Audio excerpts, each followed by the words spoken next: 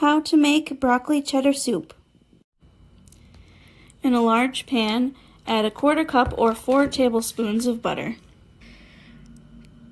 Dice up 1 white onion, or if it's a very large onion, just dice up about half of it. Add your diced onion to your pot. Put this on the stove and heat it until the butter is melted and the onions are translucent. Cook until the onions are also soft, for an easier way to explain. When your onions are translucent, add a 1/4 cup or a 1/4 cup of flour and mix and cook until your onions are browned, lightly browned. When the onions are lightly browned, you're going to add 1 pint or 2 cups of half and half.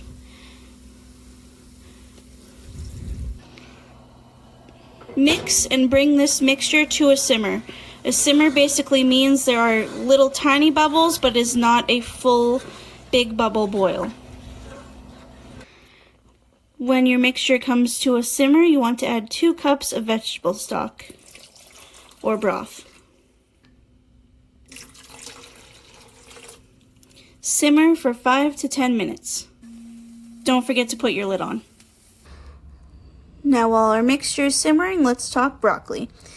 If you can't find frozen broccoli like this at the store, yes, you can use 2 whole broccoli florets, broccoli heads, but you just have to make sure you cut it into floret sizes and that you wash it thoroughly. You'll need about 1 pound to 24 ounces or so in total. For now, though, I'm going to take about 1 cup of broccoli and cook it in my microwave until fork tender.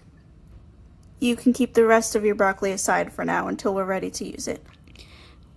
When your 1 cup of broccoli is fully cooked and fork tender, you want to add it to a blender. Blend until a smooth paste forms. After 5 to 10 minutes of simmering, and when you've got your broccoli paste, add it to your bowl. Add it to your pan. Add the rest of your broccoli florets.